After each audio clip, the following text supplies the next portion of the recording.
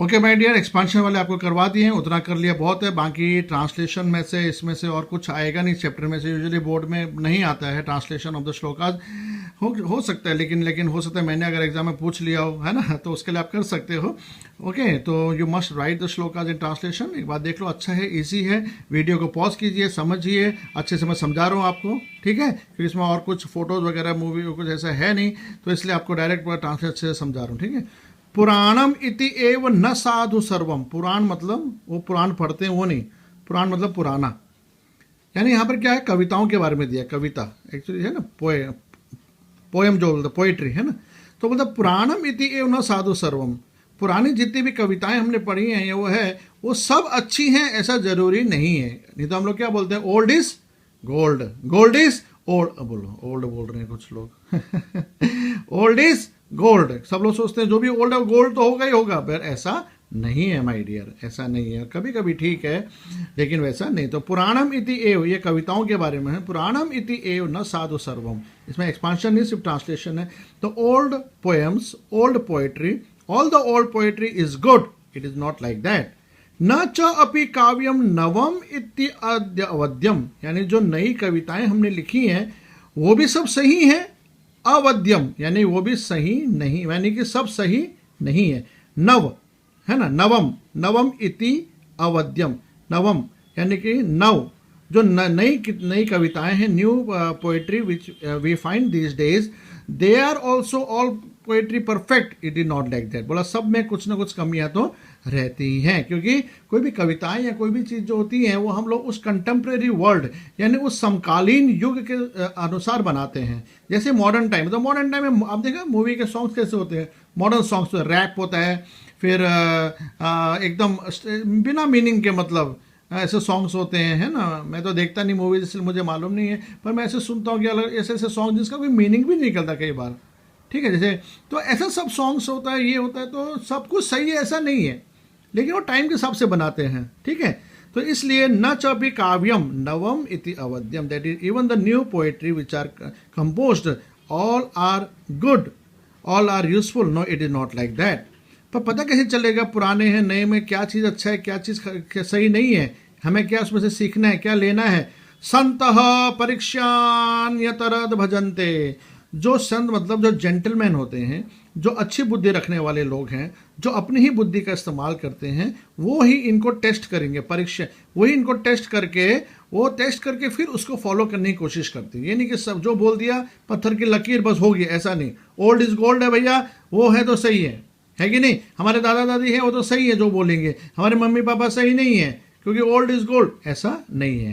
क्योंकि जैसे टाइम बीतता जाता है उसके हिसाब से हमें सब कुछ अडेप्ट, यानी कि हमें उससे अडेप्ट करना पड़ता है, उस तरह से चीज़ें लेनी पड़ती हैं, है ना।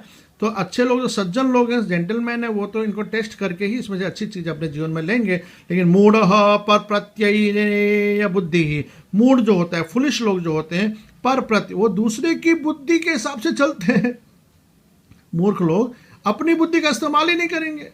अरे वो देखेंगे मेजॉरिटी लोग कौन से साइड पे हैं, इस साइड पे हैं, चलो हम भी वहीं चले जाते हैं, ठीक है। 100 में से 99 लोग इसके तरफ है, एक ही अकेला है, चलो 99 की तरफ हम भी चले जाते हैं। लेकिन ये नहीं देखते शायद वो अकेला था, वो शायद सही था।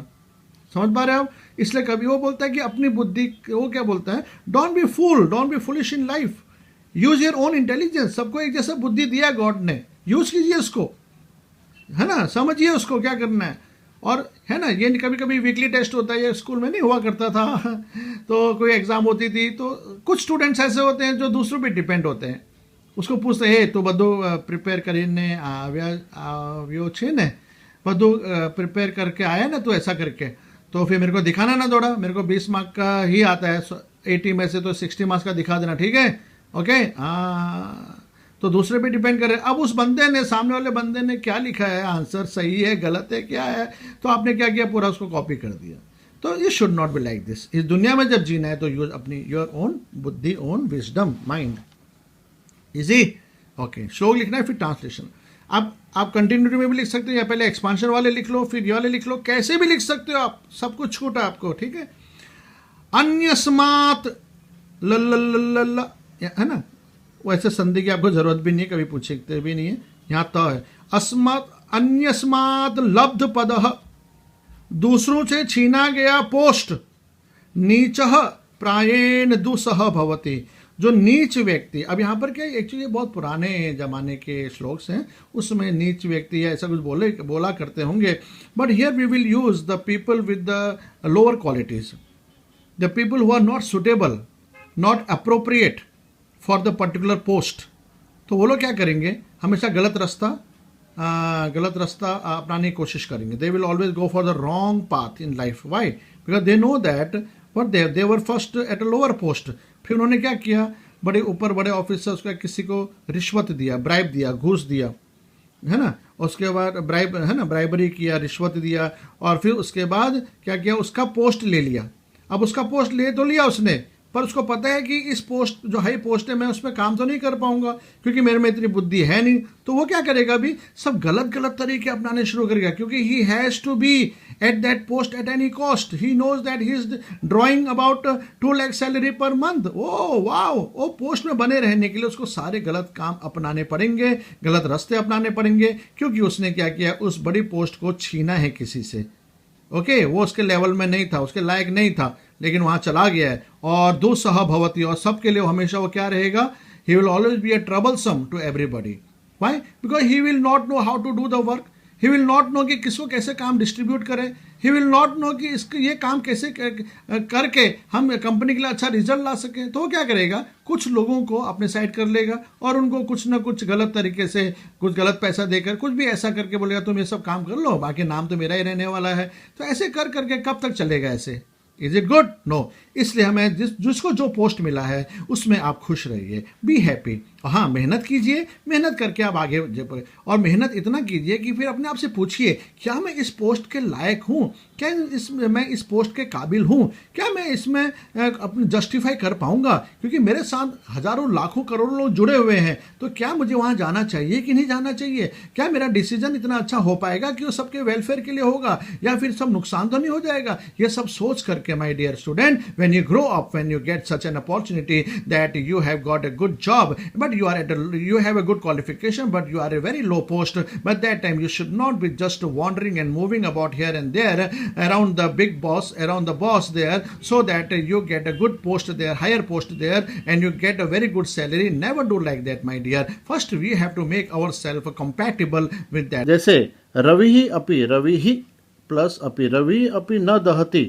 इवन रवि मतलब सूरज भी इतना गर्म नहीं होता, ताद्रक जितना, इतना कितना, याद्रक दहती वालु कार्निकर। हाँ, जो हीप ऑफ सैंड, यानी रेती का एक बहुत बड़ा ऊपर हीप है, बहुत सारा रेती है, और आप सोचिए रेत में अगर आप चलते हो गर्मी में तो आपके पैर बहुत जल जाते हैं। नंगे पैर हम जाएं बेयर फिट तो हमारे पैर जल जाते हैं, है ना। लेकिन हम सूरज में जाएंगे तो इतना जलेंगे नहीं सन में, लेकिन वही सन से रेती जो है वो ज़्यादा गर्मी हो गई।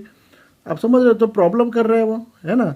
तो रवि प्रॉब्लम नहीं कर रहे हैं, यानी कि इससे प्रॉब्लम नहीं हो रहा है। The sun is not creating any problem, okay, but the heap of sand it is creating more problem to us because that is वो ज़्यादा गर्म होता है, that is more hot, that is hotter than the origin, that is the sun.